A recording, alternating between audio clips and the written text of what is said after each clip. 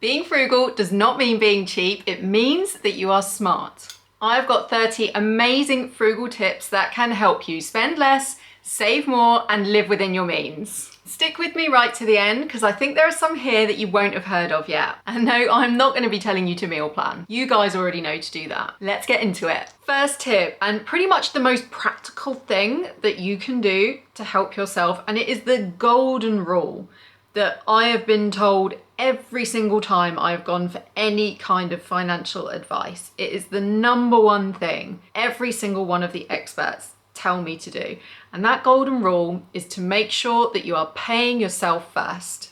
What that means is don't spend money for a month and then at the end of the month see what's left and put that into savings. Save money first. This helps to create a habit of saving and also prevents the habit of impulse purchases.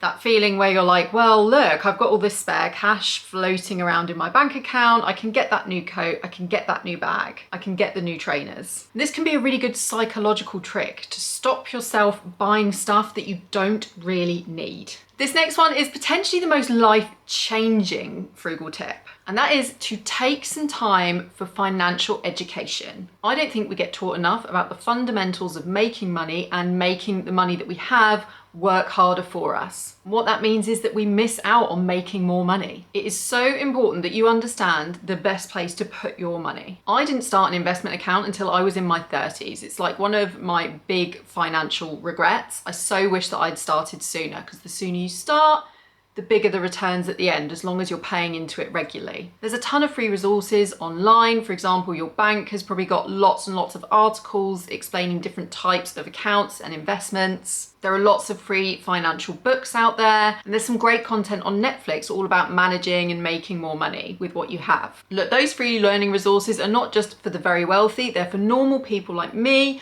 normal people like you that are able to save a little bit regularly, and they will set out exactly how you can make the most of that. But just one caveat, obviously the internet is a bit like the Wild West, so just be wary of taking financial advice and taking a huge investment punt based on something some rando on TikTok told you to do. My next tip is to look at your big ticket items and your lifestyle choices to make savings. And these are places where we can make much bigger savings. Small savings are great, but you can make a much bigger impact by looking at the larger items of expenditure in your life. For example, do you need 2 cars? Whatever car you do have, be sure that you get the cheapest one that's going to be cheaper to run and also manage on an ongoing basis. Could downsizing your home save you money? Could paying your mortgage bi-weekly save you money? For some people this really works, as it effectively means you're paying extra every year, but that just means that as long as you can afford it, of course, you're going to pay off the mortgage that little bit quicker, you're going to be paying less interest, so in the long run that pays off. When it comes to lifestyle choices, living somewhere with really great public transport links can mean that you use your car less, for example. Cut back on bad habits like smoking, and better yet, just quit altogether. The next tip is fix it, don't replace it. Many of us don't have the skills to fix rips and tears in clothes. I've tried, I just can't get it. I'm not the crafting type. However, there's another option. You can use these iron-on patches to cover over rips and tears in things like jeans, trousers, jackets, tops, and they just add a nice bit of colour, and they kind of just look like they might just be part of the outfit. They're iron-on, so anyone can use them. No sewing required. Budget and plan for Christmas right now. It's one of the most expensive times of the year, so rather than waiting for it to sneak up on you on its sleigh and leave you with a whole lot of debt in January, see what I did there? Plan ahead ASAP. Set aside money every month to cover the cost, and plan what gifts you're going to buy as early as possible, because that means you're going to be able to monitor the price and get the best price for things. So for example, the cost of Amazon devices fluctuates massively throughout the year. They have regular sales, so just keep an eye out for when you can get the best price for the stuff that you're planning to buy. Last minute gift buying inevitably leads to overspending. Want a new gadget?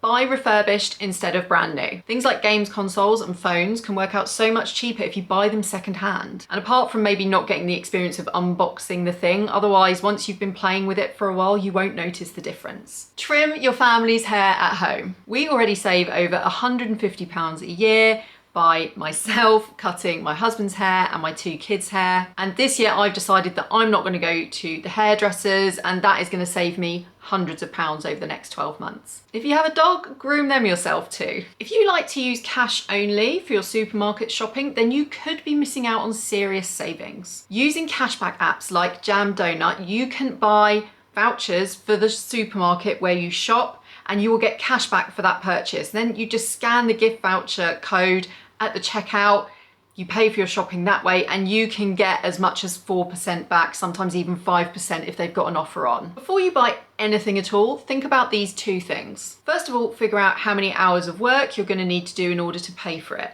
Are you prepared to do that much work for this particular thing? Second of all, imagine someone is offering you the value in cash of the thing or the actual thing itself. Do you take the thing or do you take the cash? I think that can help you figure out if this is a want or if it's a need. Eating out is expensive, but every now and then we all do it. The best way that I have saved money on our dining out is to only drink tap water when we're at the restaurant. The markup on drinks is so expensive. I always take bottled water to the cinema as well because, again, wow, the drinks there are expensive. Have a weekly freezer night. This is where you aim to just use up anything that's in your freezer and in your fridge and in your cupboards that's either been there a long time or is going to go out of date. Basically, your challenge is that you're not going to buy anything new for dinner. You're just going to survive on what is in the house. And this can actually lead to quite fun dinners. You can get creative with it, and it leads to what I call like a picky tea sometimes, you know, like where you've got like leftover cold cuts of meat and leftover bits of cheese and stuff. I quite like that. Shop fortnightly for groceries instead of weekly. This very much focuses the mind, and it can mean that you buy certain types of meat and veg in bulk and you've got a plan for using it up. When you buy in bulk, that works out cheaper. And on a very similar vein to that, cook once and eat twice. When you buy larger packs of meat and veg,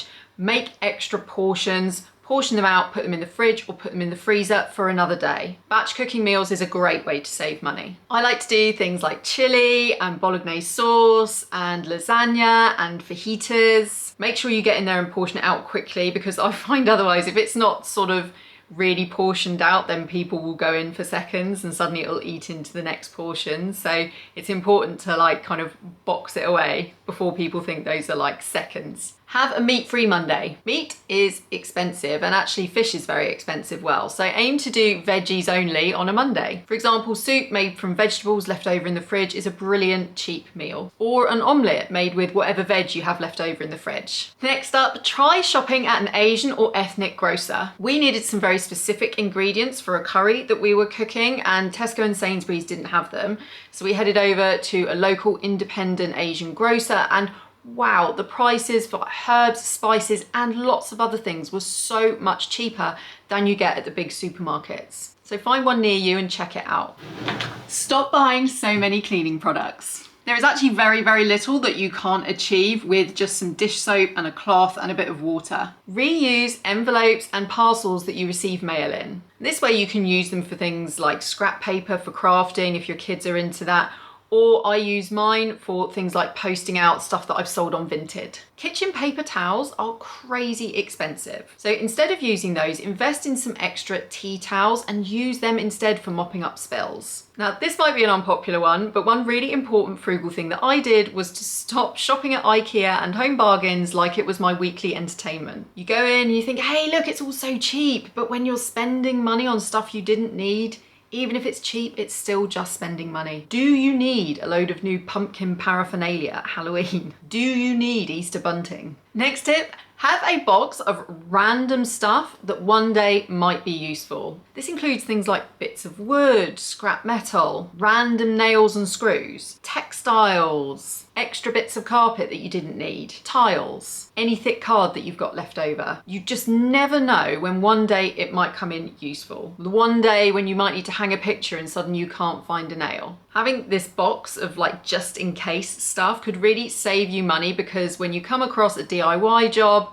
and you suddenly think, wow, like I need a piece of wood in order to saw through this or to do some drilling, or I need a piece of metal to help me to put this thing together. I don't know what it might be, but it means that you're not having to go up to the DIY store and spend more money. On a similar note, save things like bread bags and jars and stuff. You'll be amazed what you may end up using them for. So like carrying muddy trainers, using them as food waste caddy liners, or messy jobs like cleaning out kitty litter. And hang on to plastic takeaway containers too, because it's just free Tupperware. Simplify your beauty routine. Cut back on the number of beauty products that you use and only replace the stuff that you've used up. You actually only need the basics. Like there are so many different lotions and potions out there promising to be like the number one thing that you need. Yeah, look, skincare is important, but I know that I personally don't need a monthly beauty box delivering me new oils and moisturizers when I've already got some in the bathroom. So find a regime that like works for you, but don't be tempted to like add brand new products to it every single month. Use up stuff before buying new. Squeeze out all of the toothpaste from the tube. Rinse out the bubble bath bottle to get one last bath out of it. Scrape out every last bit of food from the jar or tin, whatever, using a spoon or a spatula. And following on from this tip, do not overuse or overpour products. It can be really tempting to get like liberal with things like dish soap and with laundry detergent. Shampoo bottles say lather, rinse, repeat, but like you don't need to repeat. Try not to free pour laundry detergent. I wasted so much doing this.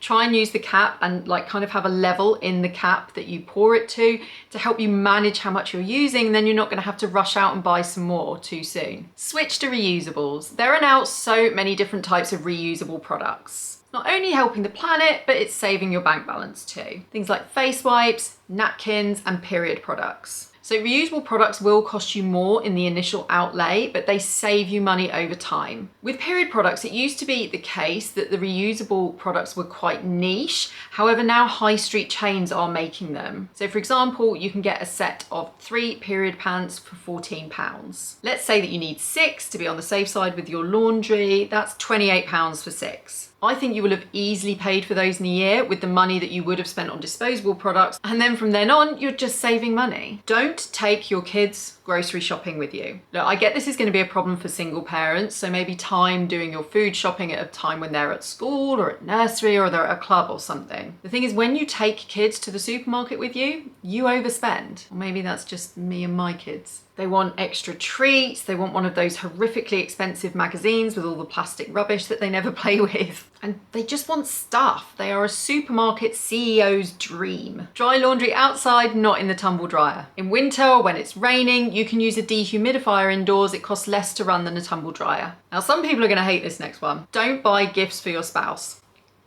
We do occasionally buy each other something that we know the other one will like, but generally speaking, over the last few years, we don't really exchange that many gifts. We mainly will like do a really nice meal together rather than just spending like a set amount of money for the sake of it on a bunch of stuff. And by the way, I don't want this portion of video to be used as an excuse for getting out of forgetting your partner's birthday, okay? That's on you.